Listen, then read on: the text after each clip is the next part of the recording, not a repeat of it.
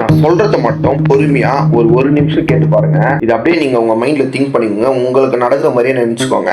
அப்பதான் நான் சொல்ல போறது உங்க ரியலிஸ்டிக்கா உங்க லைஃப்ல நடந்துருக்கிற மாதிரியே இருக்கும். ஸோ கண்ணு மூடிட்டீங்களா? சொல்லட்டுமா? ஃபர்ஸ்ட் என்னன்னு பாத்தீங்கன்னா, நீங்க பெட்ல படுத்துட்டு இருக்கீங்க. நீங்க படுத்துட்டு இருக்க பெட் வந்து அந்த பக்கம் இந்த பக்கம் அந்த பக்கம் இந்த பக்கம் ஆடிட்டு இருக்கு. ஒரே வைப்ரேஷன் கொடுத்துட்டு இருக்குது. நீங்க படுத்துட்டு இருக்க பெட் வந்து சைட்ல பார்த்தா ஜன்னல், அந்த ஜன்னல் கதவுலாம் அப்படி இப்படி போயிட்டு வந்துட்டு இருக்குது. என்னடா நீ எழுந்து பார்த்தா மொத்த சவுரும் கீழே இடிஞ்சு விழுது. நீங்க ஓட ட்ரை பண்றீங்க. அப்படி ஓடி வெளியே போய் பார்த்தா அந்த நீங்க வெளியே டோர் திறந்த உடனே ஒரே டஸ்ட் ஜல்லி பக்கத்து வீட்டுல எல்லாமே இடிஞ்சு கீழே விழுந்துருது. தரை மொத்தமா இருக்குது. இப்படி நம்ம வெளியே போய் பார்த்த உடனே எல்லாருமே கதறல் சத்தம் அதிகமா கேக்குது. என்ன நீட்டு கத்திருக்காங்க பார்த்தீங்கன்னா, என் குழந்தைய காணோம், ஐயோ என்னோட அம்மா அப்பா காணோம், ஐயோ எனக்கு கால் போச்சு அப்படின்ட்டு எல்லாரும் கத்திட்டு இருக்காங்க. என்ன நடக்குதுன்னு உங்களுக்கு ஒண்ணுமே புரியல.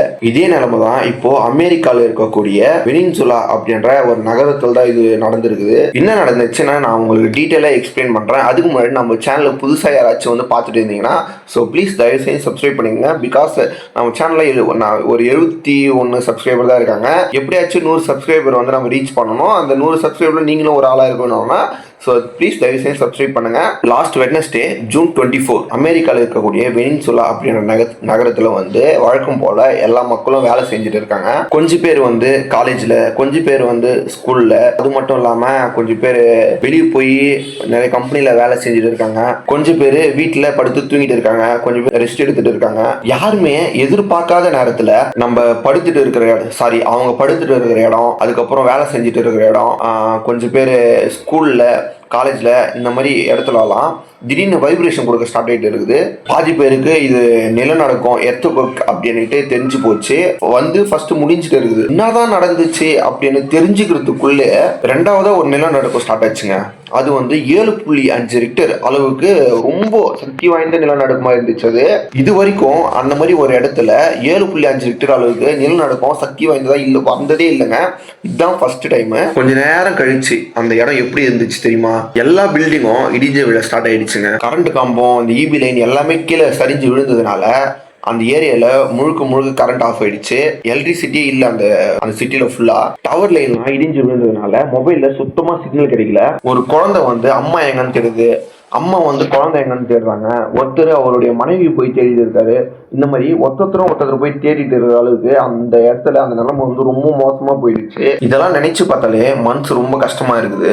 லாக் வயரா அப்படின்ற ஒரு இடத்துல ஒரு ஷாப்பிங் மால் ஒன்று இருந்திருக்குது. ஒரு பொண்ணுக்கு வந்து 22, 23 வயசு இருக்கும். அவங்க அம்மாவை வெளியே நிறுத்திட்டு உள்ள ஷாப்பிங் பண்ணலான்னு உள்ள வந்துருக்குது. அந்த இடத்துல திடீர்னு இந்த எர்த்குவேக் ஸ்டார்ட் ஆகிட்டு, நிலநடுக்கம் ஸ்டார்ட் ஆகிட்டு, உள்ளே இருக்கிற எல்லா கட்டிடமும் இடிஞ்சு கீழே விழுந்துருக்குது. அந்த பொண்ணு இப்போ இருக்குதா இல்லையான்னு கூட தெரியல. அவங்களுடைய அம்மா வந்து தன்னுடைய பொண்ணு வந்து வருவான்னு வெளியே வெயிட் பண்ணிட்டு இருக்காங்க. இதை வந்து வெளியே வந்து நியூஸ் சேனல் எல்லாருமே, ப்ரெஸ் எல்லாருமே வந்துட்டு இருக்காங்க. அப்போ இந்த அம்மா பேட்டி கொடுத்துட்டு இருக்காங்க. என் பொண்ணு இன்னும் உயிரோட தான் இருக்கா அப்படின்ட்டு நியூஸ் சேனல்ல பேட்டி கொடுத்துட்டு இருக்காங்க. பாவம் என்ன சொல்றதுன்னு தெரியல. இந்த மாதிரி அவங்களுக்கு மட்டும் இல்ல, அந்த மாதிரி அந்த இடத்துல ஆயிரக்கணக்கான பேர் இருந்திருக்காங்க. அவங்க எல்லாருக்கும் என்ன நினைச்சு பாருங்க. சரி, ஓகே, இந்த சம்பவம் நடந்துருச்சு. சரி, இது பார்த்துட்டு எந்த கண்ட்ரியும் வந்து ஹெல்ப் பண்ணலன்னு நீங்க நினைச்சீங்கன்னா, மோஸ்ட்லி பாதி கண்ட்ரி வந்து ஹெல்ப் பண்ணியிருக்காங்க. அதுல ஒரு சில கண்ட்ரி வந்து அமெரிக்கா, இங்கிலாந்து, சுவிட்சர்லாந்து, இந்த மாதிரி பல நாடுகள்லாம் இருந்து வந்து வெனின்சுலாவுக்கு ஹெல்ப் பண்ணியிருக்காங்க. இவங்க வந்து வெறும் அந்த மீட்பு குழு மட்டும் கொண்டுட்டு வரல, மோப்ப சக்தி உள்ள நாய்களை வந்து கொண்டு வந்திருக்காங்க. அது மட்டும் இல்லாம எல்லா நிறைய ட்ரோன் எல்லாம் கொண்டு வந்துட்டு இருக்காங்க. யாரெல்லாம் எங்கெங்கெல்லாம் சிக்கிட்டு இருக்காங்க அப்படின்ட்டு ட்ரோன் மூலியமா பாக்கிறதுக்கோசரம் ட்ரோனை கொண்டுட்டு வந்திருக்காங்க.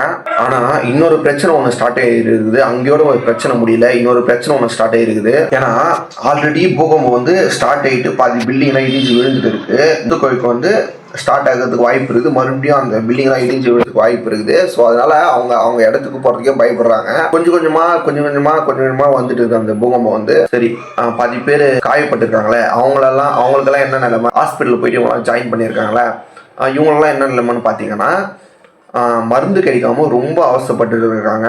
ஒரே நாளில் ஆயிரக்கணக்கான பேர் இந்த மாதிரி காயப்பட்டதுனால மருந்து கிடைக்கல. ரொம்ப சிவியரா எல்லாருக்குமே அடிபட்டு இருக்குது. டாக்டர் எல்லாம் என்ன சொல்றாங்கன்னு பாத்தீங்கன்னா, எங்களால முடிஞ்ச அளவுக்கு நாங்க ட்ரை பண்றோம், அதுக்கு மேல எங்களால முடியாது அப்படின்னு சொல்லிட்டு இருக்காங்க. இதனால ஹாஸ்பிட்டல் எல்லா இடத்துலயும் ஃபெசிலிட்டிஸ் எல்லாம் கொஞ்சம் கம்மியா தான் இருக்கு. இந்த சோகமான விஷயத்துலயும் ஒரு நல்ல விஷயம் என்னன்னா, ஒரு வீட்டுல வந்து பில்டிங் எல்லாம் இடிஞ்சு விழுந்துட்டு இருக்குது. பில்டிங் இடிஞ்சு கீழே விழுந்ததுனால ஒரு 3 சின்ன குழந்தைங்களை போய் அதில் மாட்டிட்டு இருக்குது. அவங்க 3 பேரும் இப்போ நல்லா தான் இருக்காங்க.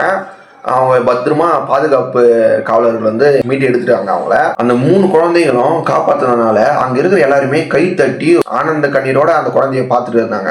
அவ்வளவு சந்தோஷமா இருந்துச்சு அந்த 3 குழந்தையும் வெளியே கூட்டிட்டு வரும்போது. இப்படி கை தட்டி அவங்களை உற்சாகப்படுத்துறதுனால அந்த மீட்பு குழுவினர்கள் வந்து ரொம்ப உற்சாகமா இருக்குது. இன்னும் ஆயிரக்கணக்கான பேர் வந்து இதே மாதிரி நாங்க கொண்டுட்டு வருவோம் அப்படின்னு ஒரு தைரியத்தை கொடுத்துருக்காங்க அங்க இருக்கிறவங்க எல்லாருக்கும். ஏன்னா ஆயிரக்கணக்கான பேர் இன்னும் மாட்டிக்கொண்டு இருக்கிறாங்க. அதுல நான் வந்து இந்த வீடியோல ஒன்னே ஒன்று மட்டும் சொல்லிக்க ட்ரை பண்றேன். இயற்கை அழிவுக்கு முன்னாடி நம்மளாம் ஒண்ணுமே இல்லை. சுனாமி வந்தாலோ இந்த மாதிரி நிலநடுக்கம் ஏதாச்சும் வந்தாலோ நம்மளால எதுவுமே பண்ண முடியாது.